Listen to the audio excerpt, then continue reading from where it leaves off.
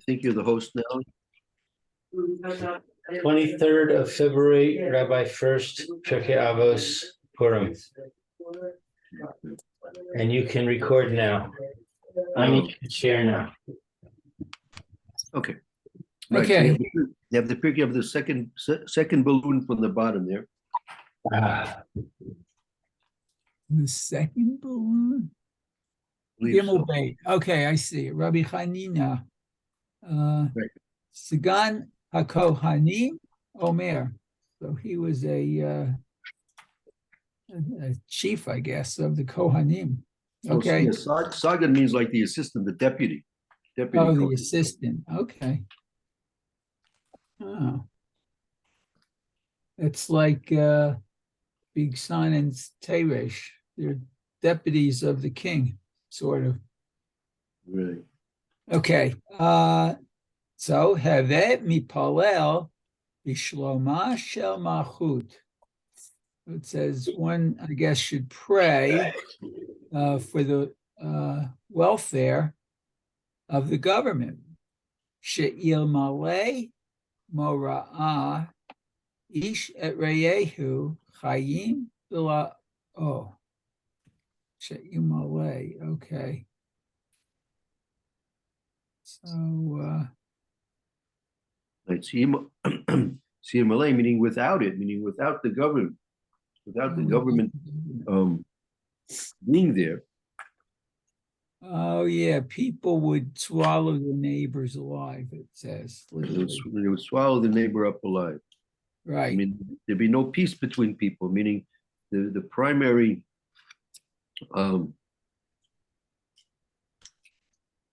cause of law and order in the world is because of the fear that people have of the repercussions, and that's only going to be if there's a government to enforce the laws, right? And without that, people would just, as the Mishnah says, swallow each other alive. And we've mentioned this before. Rav Chaim Volozhiner in his sefer on Pirkei Avos, Ruach Chaim mentions that, makes an interesting comparison that we see that people would swallow ish es re'ehu, they would swallow their fellow. And he learns that re'ehu is a reference to somebody who's on the same level as you, meaning is a contemporary, means somebody who is on the same status and level of strength as you, and they would swallow, each one would swallow their rehu, meaning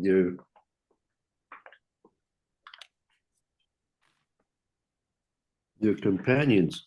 And he says by fish, brings a comparison by fish. By fish, it's always the big fish swallowing the smaller fish. A small fish won't try and swallow a big fish because it's not going to get anywhere. And even two fish on the same level, they don't usually try and swallow each other. It's the bigger fish swallowing the smaller fish. So he said people would revert to be less than fish. That fish would only attempt to swallow something that's smaller than them, but here people would try and swallow someone who's on the same level as themselves. And so what does this Pirkei Avos have to do with the pasuk in the Megilah here? So you see that being a king is a dangerous thing. Of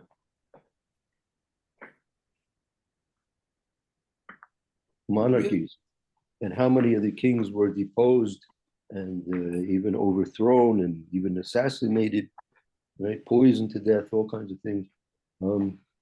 Not sure what the percentage is, but I wouldn't be surprised if it's a fairly large percentage of them that didn't really live out their lives peacefully. So yeah, so you have to keep in mind to make sure that you pray for the kingdom. Yep. Okay, let's go to And we even have a prayer for the welfare of the government in our yeah, that's Shabbos service. yeah, very common. Yeah, very common. Right? Yeah. Okay, very good. Shkaya. Okay. Okay, let's continue on with the next pasuk, Chava Beis.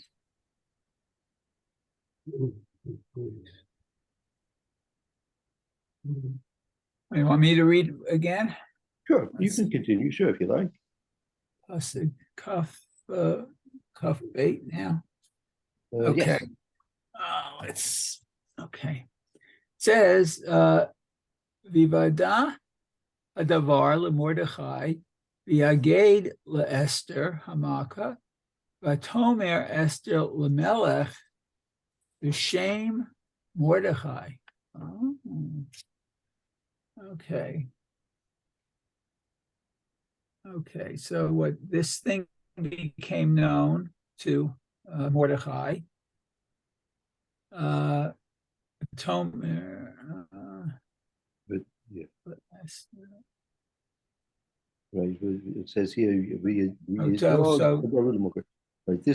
This matter became known to Mordechai, and Yagid, as he retold it to Esther, the queen. Okay. Toimer Esther, and then Esther told this to the king in the name of Mordechai. Okay, so we learned about Mordechai. Yeah. And here, the last balloon, the bottom balloon, famous comment of Pierke Avos, right, based on this puzzle. That's love. Okay. Let's see. Yeah, well, Perek Vav, Mishnah Vav. Look at the last balloon here on the page. Okay, let's see. So it says the HaTorah, Niket, Arba'im, Ushmona, Devarim. Oh, yeah, so that's the Torah has 48, what's it called, teachings or? Yeah, there are 488 ways of acquiring the Torah. Of acquiring the Torah. This happens to be the last one. This one that's mentioned here now happens to be the last one. Oh, okay. So it says, "V'haomer davar b'shem omro." Okay. So let's see. So whoever says a thing in the name, I guess, that someone else says.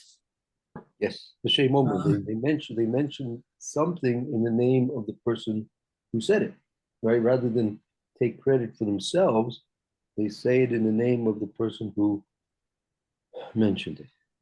Okay. Ha lamadita, of something that you learned. From this you learn halamarita. Okay. Kol haomer davar b'shem omro mevi geula leolam. V'ne'amar v'atomer Esther lemelech b'shem Mordechai. Oh, wow. Made Pierke Avot too. Right. Okay, so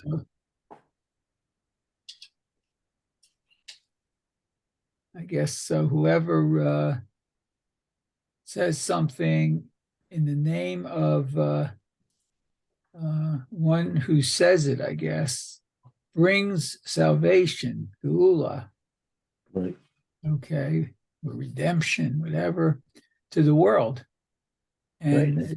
And you see then, because this is the beginning now, with this statement of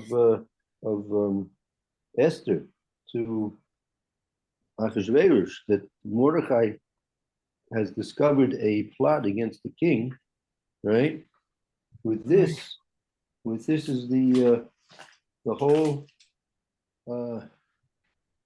point about how the Geula for Klal Yisrael is going to come about. Right? You have Esther being situated in the king, with the king, Mordechai at the shar of the king's court, and don't forget we haven't had any introduction of Haman here yet, except what happened 7 years earlier when he was the one who gave the advice for Vashti to be dethroned, right? And now HaKadosh Baruch Hu is making it possible that as we say, the refuah is there before the Makkah. HaKadosh Baruch Hu, one of his hanhagas, one of his behaviors, so to speak, is that he, in all cases, the solution will always be there in place before the actual problem is developed. Yeah, and that's great. That's great. Hashem is there, watching out, caring for us, even before anything happens, even before we're even aware of anything happening that could be harmful. And Hashem's already, before things are even happening that are harmful, perhaps, Kadosh Baruch Hu had already prepared the solution to the difficulty of the problem. Okay, let's continue on.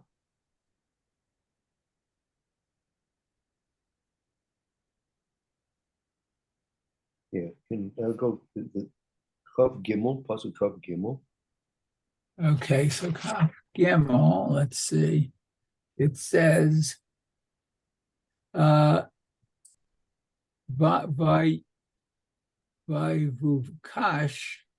Adavar, V'yimatzei V'yitalu Shnehem Al Ha'etz, V'yikatev V'sefer Divrei Hayamim Lifnei HaMelech.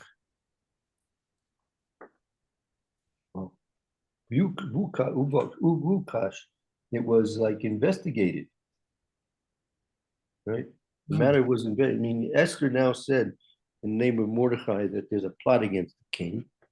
Right. So they investigated it, right? They got the Persian FBI on the case, right?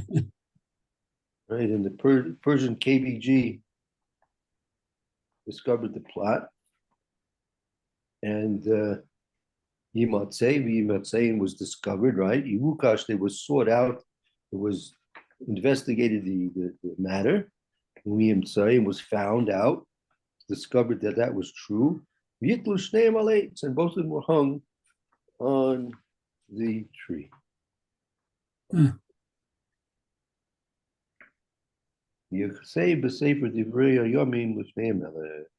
this was written in the Sefer, the Chronicles of the King, in front of the king. Okay. Okay, so let's see. Where's it in Pierke Avos now? Yes, I can see that first balloon there. Oh, okay. So it's Bet Olive. Okay, so Rabbi Omer, Yisakel b'shlosha devarim, v'i ata ba'al yedei avera, da malamala mimcha, ein ro'eh, ayin, I guess, I. Right. Ayin ro'eh, ro'ah, really, I think. Ve'ozen shomat, v'chol ma'asecha b'sefer nichtavim. Right. Shebekol ma'asecha b'sefer nichtavim. These are three things that the Rebbe said, that if you recall, keep these things in mind, you won't come to do any sins. right? That what's above you, meaning Kadosh Baruch Hu, and that there's an eye in Roy. What's above you? There's an eye that sees, and a Ozen Shemas, their ears that hear. And finally, all your deeds are written in a sefer. So in earlier time, right, in earlier times, like it says in the Pasuk, if they wanted to record something for posterity, you'd have to write it in a sefer, right? You have to write it in some kind of chronicle, right? And now we have videos, digital ways of recording things, people's behaviors, and Chafetz Chaim says this is all in response. The fact that we have these inventions is a response in our lack of true emunah. That it used to be, the Chafetz Chaim said, that everyone would believe without any need for proofs or without any doubts that above Hashem is that there's an eye above, ears above, and there's everything we're doing is being written in the sefer. But when people became weak in that understanding of the spiritual worlds above, so we needed to have physical examples of these things in this world. So therefore we have photographs and films and recording devices that all point to the fact that things can be recorded and intact many years after the actual event took place. So that Hashem is doing that in order to give us a better chance of, as the Mishnah Avos says, stay away from doing sins. Yes, to the detriment to a lot of politicians and so on these days. What happened? What happened to the politicians? Oh, they get discovered about something or other. If something that they've said or done has been recorded. Like, for example, this politician was recorded in a meeting, a Nazi meeting, but now this politician is trying to get into Parliament or something, and this has come forward, or things like that. Right. Right. That happened to President Nixon, didn't it? Nixon. Yeah, too. Yeah, I mean, that's right. But so this is supposed to keep a person from sin. If a person knows he's being recorded, these politicians should know that they're being recorded. They know that people are out to get them, right? So why don't they keep themselves clean? Good point. What do you say, Elizabeth? Why don't they know that the people out to get them? So why do they keep messing up? Yeah.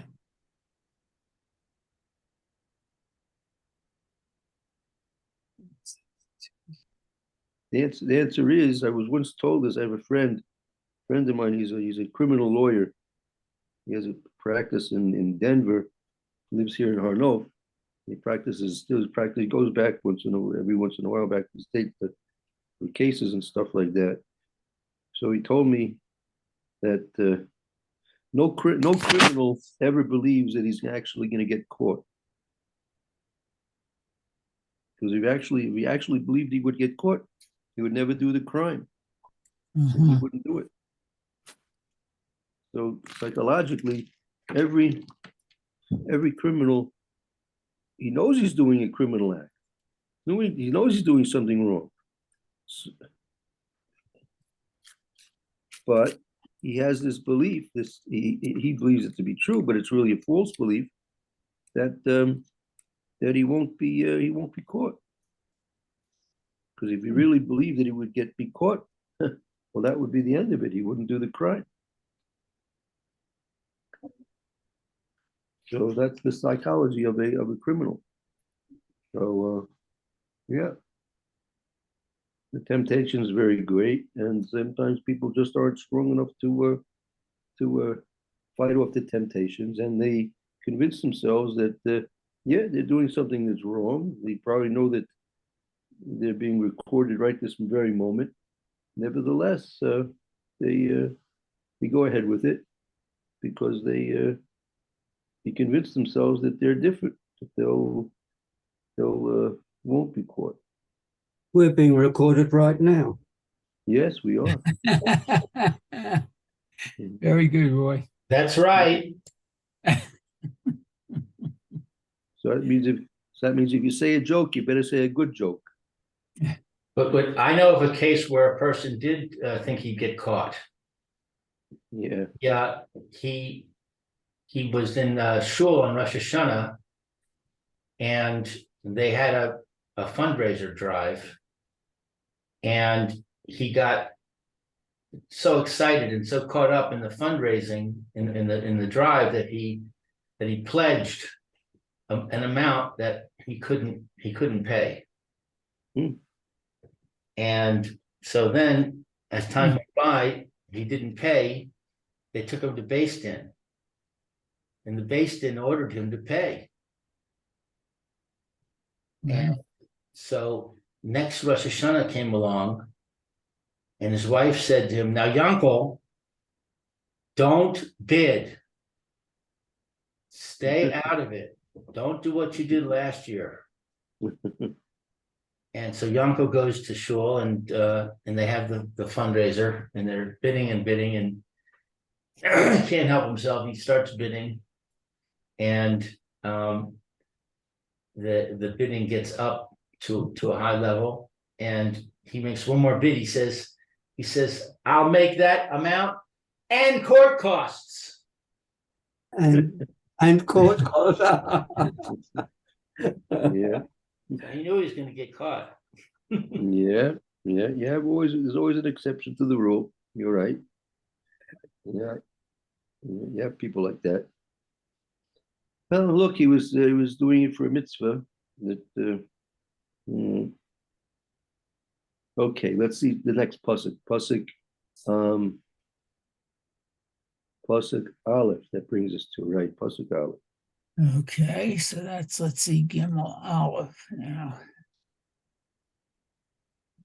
Okay, it says, Achar hadvarim ha'ele, Yidal hamelech Achashverosh et Haman ben Hamdata ha'agagi vayinasehu v'yasem et kiso me'al kol hasarim asher ito. Okay, so after all these things, Achashverosh, I guess, promoted Yes. Haman, the son of Hamdata, the Agagi. Okay, and he, says he lifted him. He lifted him. I guess it's another word for promoting him. Yeah, right. He was elevated. He was promoted. Right? Elevated. That's a good word. Okay, and he put his seat above all the officers who were with him. Okay, so he was the head honcho, so to say. Now he became that. Before that, what his level wasn't clear. It was one of the minor or maybe even significant ministers in the court of the king. But now he's been elevated to be the head of all the ministers. The Megillah doesn't tell us why, though. Right, that's right. There's no reason given why should he be now elevated above everybody else. Right? And so meaning after all these things that we've been discussing in the first two chapters, meaning the feasts of Achashverosh and Vashti's feast and the invitation, demand rather of Vashti to come before the king, and her refusal, and then her finally disposition. And then after that, we're allowed to see the Hashgacha Pratis. If you look deeply into the Hashgacha Pratis here, you see that after all these things, that Vashti's demise led to the choosing of Esther. Of all the things that are happening here, the fact that Mordechai was in the Shar Melech, that was not done in a miraculous way. Meaning there was no apparent Hashgacha Pratis. There obviously is Hashgacha Pratis, but the fact that Mordechai was in this court of the king, that was his by rights. That since he was one of the leaders of the Jewish people, so he, representing the Jewish people, was there in the court of the king. Right? That was not a miraculous or even a hidden miracle. That was simply that Hakadosh Baruch Hu gave Chain to Mordechai. He should be placed in the court of the king at the time when their plot was being formulated, and he could understand what the plot was against the king, and he informed upon those who wanted to plot against the king, and therefore he foiled the plot and was given recognition. And previous to that, Esther was already the queen, so she could pass on this information to the king. And after these things, all these things, after they developed, well, now it's time to start. Let's get started here. Yeah, the king, the note here says the king promoted Hashem caused Haman to be raised to power in order to make his eventual fall greater. The Holy One, blessed be he, said, should Haman be slain when he goes down to stop the building of the temple, no one will know who he was. Let him therefore become great and famous and afterwards be hanged. To Midrash.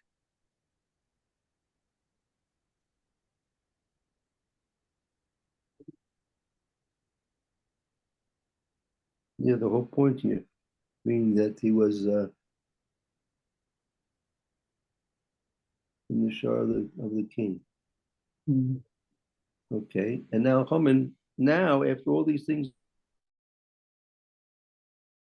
be raised to his position because there's apparently there was a gezerah against Klal Yisrael, right? And Haman is going to be the vehicle to execute this gezerah.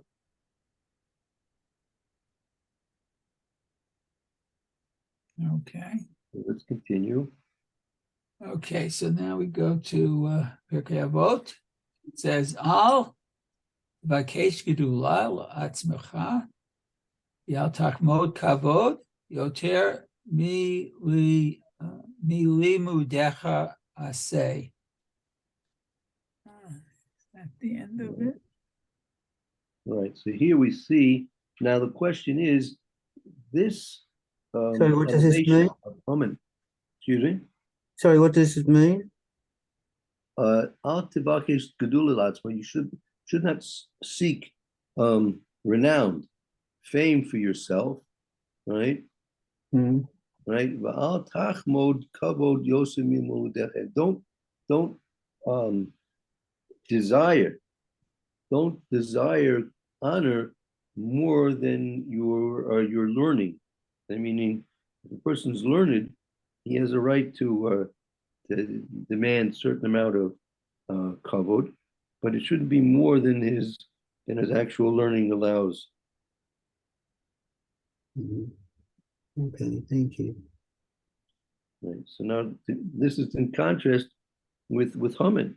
We don't see, I mean, in the actual Megillah itself, we don't see that there was apparently any desire of Haman to reach levels of recognition, right? Mm. Right. We do, however, if you go back, let's take a look at one of the earlier psukim.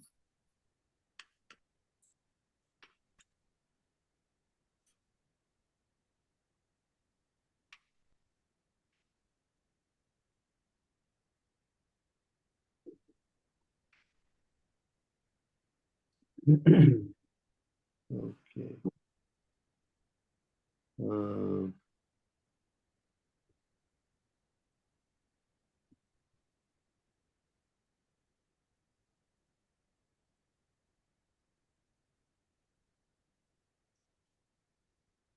this pasuk is in the beginning here.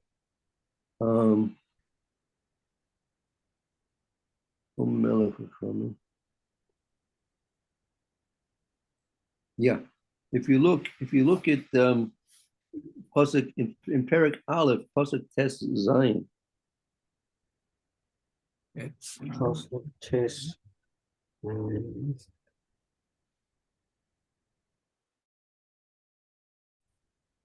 so let's see. It says, excuse me, Vayomer Mumuchan. Yes. Is that it? It's on. Okay, with Nehamelech.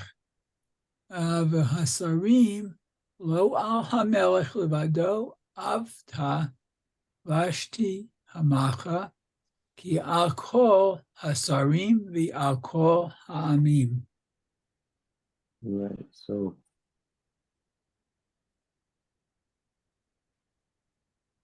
a minute. Now that's a mumuchan, right? Right. So the Meforshim explained there that mukhan, this was Haman, this was Haman, right? Oh, okay. That's interesting. Right, and the Chazal explain over there on that pasuk that they say Hedjit Kofis Barosh, that Haman at that point was not he had no right to speak before the others. He was not one of the major advisors of Achashverosh, right? So he had no rights by which he couldn't advise Achashverosh because of his stature as being one of his primary ministers. But here, nevertheless, he jumped, so to speak, and spoke for everyone else.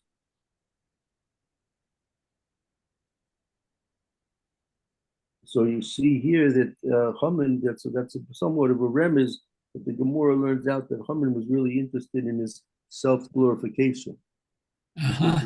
He was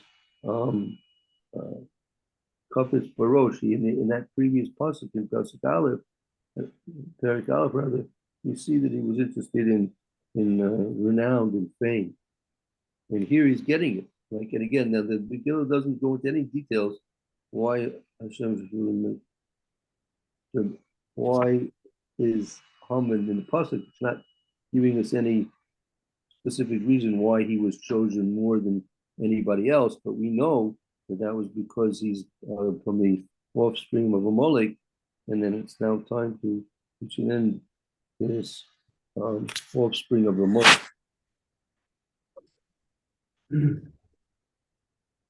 Okay. Ooh, let's see. I think it's almost, yeah, okay, it's good time to stop. So let's see. We are in Perik Gimel Pasuk Beis. Right. So just to make a point of that. And okay, Bez Hashem will continue with the Mishnah Berurah in a few minutes. Roy, you should have a good afternoon. Thank you very much. You too. Everyone should have a good Shabbos because I'll be leaving now. Good mental checkup from there. Right. See everyone else. All right. Okay. Be well. Shabbat shalom. Well, too. Shabbat shalom. Call too. Bye.